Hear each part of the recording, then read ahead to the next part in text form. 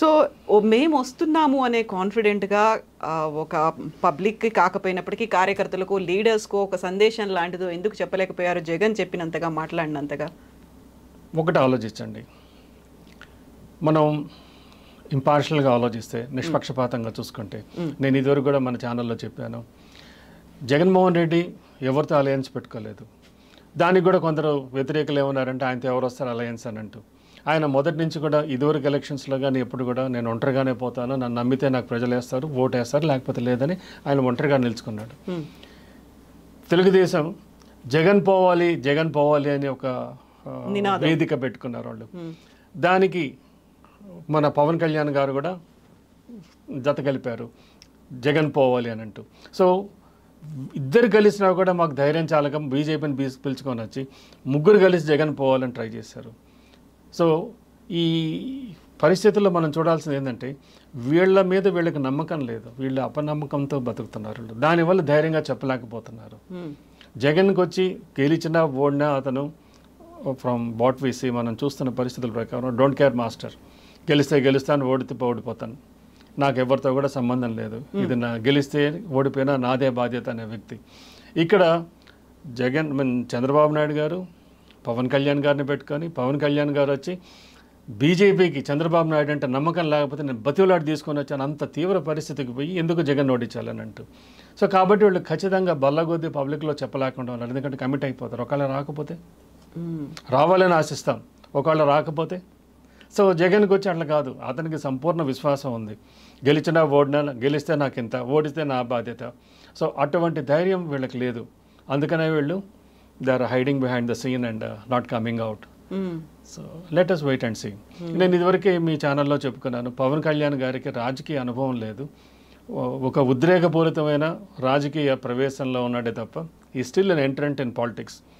In fact we have to see why Pawan Kalyan ఎందుకు ఆయన ఒక పార్టీని 9 ఏళ్ళు ఉన్నా కూడా దాన్ని స్థిరపరచుకోలేకపోయినాడని. అరవింద్ కేజ్రీవాల్ ఈయన ఒకే టైంలో పార్టీ పెట్టుకున్నారు. అరవింద్ కేజ్రీవాల్ రెచ్చిపోయి తన రాష్ట్రంలోనే కాకుండా ఇతర రాష్ట్రాల్లో కూడా పాకిపోయినాడు, ఆయన తను విస్తరణ చేసుకున్నాడు. ఇక్కడ ఏంటంటే ఎప్పుడు అంటే యాటిట్యూడ్ కౌంట్స్. లీడర్ అనే అతను ఎట్లుంటాడంటే నేను ఎక్కడికి వెళ్ళగలను, నాకు నా ఇంట్లో వాళ్ళు నాకు ఓటేయరు, నాకు 500 ఓడించారు, నాకు 500 ఓట్లు కూడా రావు, ఈ విధంగా మాట్లాడకూడదు లీడర్. ఒక లీడర్ అనే అతను ఒక పార్టీ పెట్టిన తర్వాత కుమ్ముకుంటూ పోవాలి. మీకు ఒక చిన్న ఉదాహరణ ఇస్తాను. మెహదీపట్నంలో సరోజినీ దేవి ఐ హాస్పిటల్ దగ్గర బైసన్ రెజిమెంట్ అని ఒకటి ఉంది. అక్కడ ఒక పెద్ద బైసన్ బొమ్మ కూడా ఉంటుంది, దాని కింద బ్యాష్ ఆన్ రిగార్డ్లెస్ అని ఉంటుంది. నాకు చాలా కాలం అర్థం కాలేదు, బట్ ఒకరోజు తనలో బల్బ్ వెలిగింది. Bison regiment bash on regardless ఎందుకంటే తెలుగులో మనం అంటాం దున్నపోత మూర్ఖం అని. ఆ దున్నపోత కోపం వస్తే కొమ్ములేసి కుమ్ముకుంటూ, నెత్తురొచ్చినా కొమ్ములు ఎరిగినా కుమ్ముకుంటూ వెళ్ళిపోతుంది. So bash on regardless, that is what the logo is. A politician should be like that. అది లేదు ఇక్కడ మన జనసేన పవన్ కళ్యాణ్ గారికి. అతను కుమ్ముకుంటూ వెళ్ళిపోవాలి, ఆయనకున్న ప్రజాదరణ, తనకున్న పీపుల్స్ యాక్టింగ్ కరిస్మా కానీ అట్రాక్షన్, ఆయన కుమ్ముకుంటూ వెళ్ళిపోవాలి. కానీ మొదటి నుంచి కూడా ఒక భయస్థుడిగా ఉన్నాడు, నాకెవరు వస్తారు, నాకెందుకు వేస్తారు, నాకేం చేస్తారని. కేకలు అరుపులు వీటిలు తప్ప జగన్ మీద కోపం తప్ప, జగన్ మీద కోపం కాదు ఇక్కడ. రాజకీయాల్లో కావాల్సిందే సిద్ధాంతాలు కావాలి. జగన్ ఎక్కడ తప్పు చేశాడు, ఆర్ ఇంకెవరన్నా రాజకీయంగా స్పెషలిస్ట్ని తీసుకుని అడ్వైజర్స్. ఫర్ ఎగ్జాంపుల్ అప్పుడు చిరంజీవి గారు పార్టీ పెట్టినప్పుడు ఆయనకు శివశంకర్ గారు కానీ ఇట్లాంటి వాళ్ళందరూ కూడా అడ్వైజర్స్ ఉన్నారు. పి శివశంకర్ కానీ వీళ్ళంతా అమేజింగ్ అడ్వైజర్స్ ఉన్నారు. అట్లా నువ్వు కూడా పార్టీ పెట్టినప్పుడు ఎందరో రాజకీయ ప్రముఖులు ఉన్నారు నీకు మద్దతు ఇచ్చేవాళ్ళు.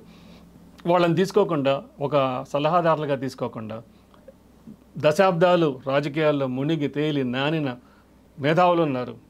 వాళ్ళందరి సలహాలు తీసుకొని నువ్వు ఏ విధంగా పార్టీని ముందరకు తీసుకుని గెలిచినా ఓడినా వేరే సంగతి. నేను అట్లీస్ట్ 50 సీట్స్లో కంటెస్ట్ చేసి మా వాళ్ళు ఇదిగో మా వాళ్ళు ఇక్కడ అని చెప్పిన ప్రజల్లో ఐడెంటిటీ ప్రెజెన్స్ అనేది రావాలి. అది లేకుండా పోయింది. సో కేవలం చంద్రబాబు నాయుడు మీద పిగ్గీ బ్యాక్ అంటారు, ఒక వల్చర్ మీద ఒక పిచ్చుక నడుస్తుంది. సో ఒక వల్చర్ చంద్రబాబు నాయుడు ఒక ఈగిల్ అనండి, వేర్ ఈగిల్స్ డేర్. ఆయన మీద ఇతను స్వారీ చేస్తున్నాడు అంతే తప్ప నేను ఇంకేం చెప్పలేను. People have to understand. And I wish that Pavan Kalyan garu ఇప్పటికన్నా తనంటూ తన ఒక వ్యక్తిత్వాన్ని పెంచుకొని తనంటూ తన ఒక ఇమేజ్ని ఇంకా ఆకాశం ఎదిగి ఆంధ్రప్రదేశ్ ప్రజలకే, తన పార్టీకే కాకుండా ఆంధ్రప్రదేశ్ ప్రజలకు కూడా ఊరికి నేను ఉన్నాను అని చెప్పకుండా కూడా కార్యరూపాణ త్రికరణ శుద్ధితో పనిచేయాలని చెప్పి నేను ఆశిస్తున్నాను.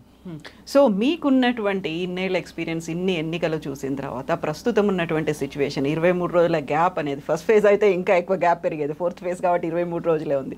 సో ఈ గ్యాప్లో వచ్చినటువంటి బోల్డ్ అని లెక్కలు, అంచనాలు, సర్వేలు, ఎగ్జిట్ పోల్స్ కాకపోయినప్పటికీ చూసిన తర్వాత వాట్ డూ యూ ఫీల్? మీ దగ్గరకు వచ్చినటువంటి ఫీడ్బ్యాక్ ఇవన్నీ చూసినప్పుడు June 4th ఏం జరుగుతుంది, ఎలాంటి రిజల్ట్ ఉంటుంది అనుకుంటున్నారు? అది చాలా కన్ఫ్యూజింగ్గా ఉందండి. నేను ఇందాకే చెప్పాను, నేను వినడం మానేశాను. ఎందుకంటే రోజు రకరకాలుగా వస్తున్నారు. ఇరువైపులా మూఢభక్తులు ఉన్నారు. అట్లా వైఎస్ఆర్సీపీకి కమిటెడ్ హార్డ్ కోర్ ఫాలోయర్స్ ఉన్నారు, ఈ కూటమికి సంబంధించిన హార్డ్ కోర్ ఫాలోయర్స్ భక్తులు ఉన్నారు. తెలిసిన వాళ్ళు, పరాయి వాళ్ళు అందరూ కూడా ఇరువైపులా ఉన్నారు. న్యూట్రల్ వాళ్ళదే that is the people who are going to determine the winner. So really Andhra situation ఒక యునీక్, ఇంతవరకు లేని యునీక్ పరిస్థితి ఉంది. తెలంగాణలో ఉన్న మనం ఎలక్షన్స్లో చూసాము, కాంగ్రెస్ అనేది ఒక కొదమసింహం రేవంత్ రెడ్డి అప్పుడు వచ్చాడు. సో అతను ఆల్ఫా మేల్ అని చెప్పాను ఇదివరకు. ఈ కొదమసింహం దెబ్బతో కుమ్ముకొని వెళ్ళిపోయినాడు అతను. Actually he's an example of bash on regardless. Okay, bison regiment heading ఆయనే అక్కడ రేవంత్ రెడ్డి. అంటే వాస్తవంగా ఇది ఆయన, నేను కాంగ్రెస్ కాదు, యాంటీ బీఆర్ఎస్ కాదు, ఫ్యాక్ట్ ఈస్ అతను అట్లా వచ్చాడు. అతని మీద అభిమానం, అతను దూకుడు ఇంకా నడుస్తున్నది అది. సో ఇట్లుండాలి ఎలక్షన్స్ అంటే. అక్కడికి వచ్చేటప్పటికి చూడాలి, చంద్రబాబు నాయుడు గారు చాలా వయసులో పెద్ద ఆయన అయిపోయినారు. ఇద్దరికి, చంద్రబాబు నాయుడు గారు కానీ it is a do or die situation. Chandrababu Naidu garu కూడా ఈసారి రాకపోతే బహుశా వయసు విల్ టేక్ ఓవర్. సో ఆయనకి డూ ఆర్ డై, ఆయన రావాలని ఆశిస్తాం. బట్ హౌ ప్రజలు ఏ విధంగా ఆయనకు అల్టిమేట్గా తీర్పు ఇస్తారనేది చూడాలి. అది ఆ ఇచ్చిన తీర్పు ఏ విధంగా బయటపడుతుంది అనేది చూడాలి. ఎందుకంటే తీర్పు ఇచ్చేశారు, ఓటింగ్ అయిపోయింది. సో ఆ తీర్పు అనేది ఓట్ల లెక్కింపులో ఏ విధంగా ఆయన వస్తారనేది చూడాలి. ఎస్ అండి, థ్యాంక్ యూ సో మచ్. మళ్ళీ మనం మాట్లాడుకుందాం, ఇంకా టైం ఉంది కాబట్టి. June 4th రిజల్ట్స్ డే రోజు కూడా. రైట్ అండి. Yes, bye. Thank you so much.